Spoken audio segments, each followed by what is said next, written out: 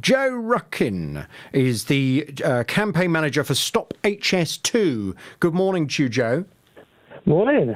You must be hoping that one of the consequences of Carillion going bust is that HS2 is cancelled. Well, the whole Carillion thing, it's absolutely systematic of the total mismanagement of HS2 that Carillion were given this contract in the first place, because it was clear that they were in trouble. We knew that they were in trouble back in July when they got the tunnelling contract. People were, various journalists were saying, "Who do you think we're going to get the contract?" And we say, "Well, it ain't going to be Carillion." And this morning, it's like from the government response, it's like David Cameron the morning after Brexit. Oh, I never thought that could happen. Like, it was obvious that it clearly could happen and potentially was going to happen. But no plan whatsoever. And this is another in a long list of messes connected with HS2. And quite frankly, back in July, less than 6 months ago, July the 17th, when they were awarded these contracts, we saw that Carillion was very much on the ropes then.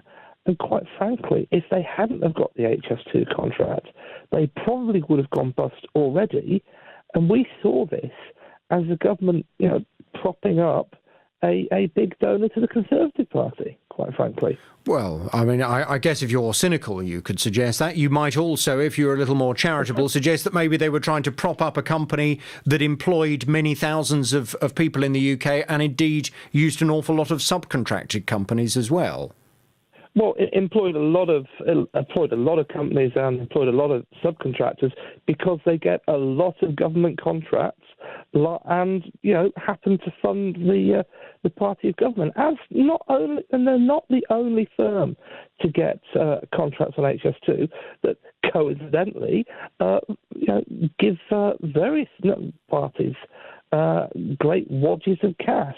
And this whole thing stinks, especially when you look at the extent to which Carillion had the clause into public sector contracts that you look at and you think have absolutely no business being in private hands. But this is an absolute mess. It's clearly going to, from an HS2 point of view, lead to an increase in costs. I know you have the usual ridiculous scripted platitudes from various ministers saying, no, there won't be an increase in costs, everything's under control. And of course, if the company that came in for the contract and was awarded it on the basis that they bid the lowest, if they've gone bust, potentially because they've come in with a price that not just on HS2 but on many things that is far too low and unrealistically low that they were never going to make money out of. If they can't deliver at that price, no one else is going to. Okay. So the cost is always going to go up in this situation.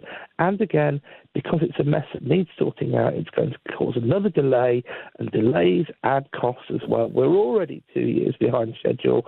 You'll see Chris Grayling say, we're on time and on budget. Well, no, you're 2 years behind, and you're almost double the original budget. And that's a budget that's at least 2 years out of date. All right. Joe, thank you very much indeed.